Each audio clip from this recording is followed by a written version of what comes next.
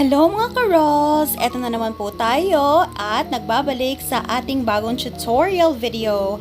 Dahil dun sa unang post ko sa name topper na ginagawa ko, ang daming nanood at ang daming nagtatanong kung saan at paano ko nililayout ang mga cake toppers ko. And syempre, para mapagbigyan ko kayo, ginawa ko itong video tutorial na to para naman kahit paano makatulong ako sa mga co-bakers ko. Maraming salamat nga pala sa lahat ng mga nanood and sumuporta and sa mga new followers ko, and shout out po sa lahat ng mga nagtanong sa akin. Okay, let's start. Ang ginagamit ko ay Canva sa laptop ko kasi mas madaling gamitin ang laptop kaysa sa cellphone. And ang Canva version na to is free version lang. Enough na siya para makagawa ng mga toppers. So, create a design lang tayo, which is yung A4. A4 kasi yun ang size ng bond paper. And then, create text. Click add a heading, and then i-type nyo na kung ano yung topper or dedication na isusulat ninyo. For example, happy birthday. So, happy muna. And then, ito sa taas ang font. Ang ginagamit kong font is Angelina. Yan yung pinakamagandang cursive na font para sa akin. Pero, kung gusto niyo ng ibang design, and search nyo lang yung cursive, maraming mga ibang design and fonts dyan na pwede ninyong gamitin. Pwede itong isa, kasi maganda rin to. And itong Beth. Ayan. Depende na rin sa inyo yan or sa preference niyo kung ano yung tatingin ninyong mas maganda. Pero ako, bet na bet ko tong si Angelina kasi simple lang siyang design. Ayan. So, Angelina.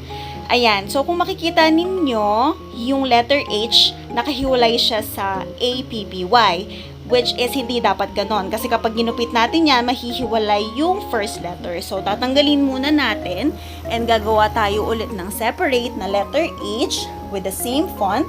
And then, adjust lang natin yung size niya, 112, doon sa size no pinakauna natin, which is yung APPY.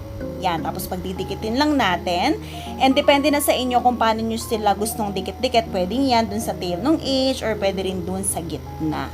Ayan, pero manipis itong font na to. Kapag kaganito lang ang ginawa natin, mahirap siyang i-cut. So, click Effects, and then Outline, and then Color Black, or kung ano man yung color na prefer ninyo. Ako black lang kasi nga gumagamit ako ng gold toppers. And Outline, Color, Black. Yan yung parang pinaka-bold na version sa Canva. Ayan. So, pagdidikitin lang, lakihan lang natin, adjust. So, yung mga nagtatanong kung ano yung exact font size na mga fonts na ginagamit ko, actually, tansya-tansya lang siya. Depende sa design or size na prefer natin dun sa cake natin. And, ang ginawa ko, dinuplicate ko lang para dun sa next word natin, which is birthday. Since dikit-dikit na siya, wala na tayong kailangang separate letter na gawin.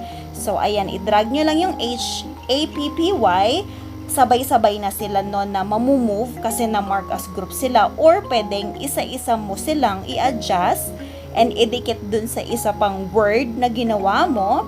And yung layout is depende kung paano mo siya gusto makita sa end result mo. Pwedeng, ayan, nakagitna siya, yung happy sa taas ng birthday. Or pwedeng pantay yung letter H or letter B kung saan sa tingin ninyo ang pinakamaganda. Ako, mas prefer ko yung ganito na nakagitna sila. Syempre, para mas maganda siyang tingnan.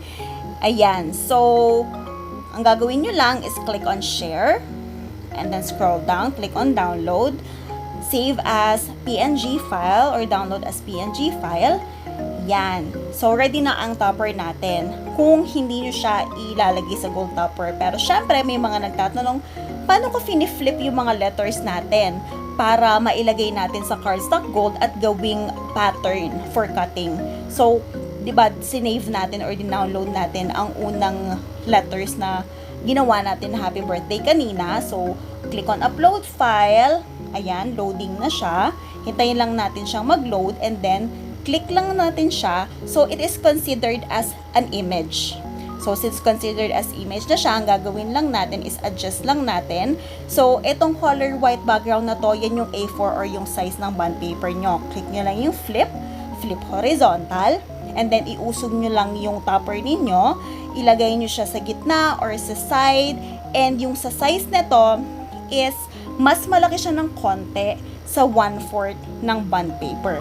Kasi ayaw naman natin ng sobrang liit and ayaw din naman natin siya ng sobrang laki. So, ayan, makikita ninyo yung white bond paper and nakausog ng konti yung dedication natin para naman malaman ninyo kung ano yung magiging itsura niya kapag pinrint nyo na. And then, just click on share, click on download, select PNG, and then, download. Ayan. So, papakita ko sa inyo yung dalawang ginawa nating file, yung naka-flip and yung original which is yung hindi naka-flip. So, under siya sa downloads. So, open natin. Ayan, ito yung flipped version. Ayan, dapat ang itsura niya. And then, ito naman yung original version. Oo nga pala, kung nakikita ninyo yung mga ibang letters like letter A or letter P, medyo konti lang yung butas niya sa gitna. That is okay, since gagawin lang nyo lang itong pattern. Kapag magka-cut kayo, nasa sa inyo na yun kung gaano kalaki yung butas dun sa loob ng mga letters like yung letter A, letter P, or letter Y. Ayan na yung final result. Mag-print tayo ng sample para makita ninyo kung ano yung itsura niya kapag ka na-print na. Ayan. Gusto niyo bang makita kung paano to ginagawa sa cellphone? Kung gusto ninyong makita, gagawa ako ng bagong video tutorial using a cellphone. Please like and share muna itong video na to, and kapag umabot ito ng at least 1,000 shares, ay gagawa tayo ng video tutorial kung paano gawin ito using our cellphone. That's it for today. Thank you for watching. Bye!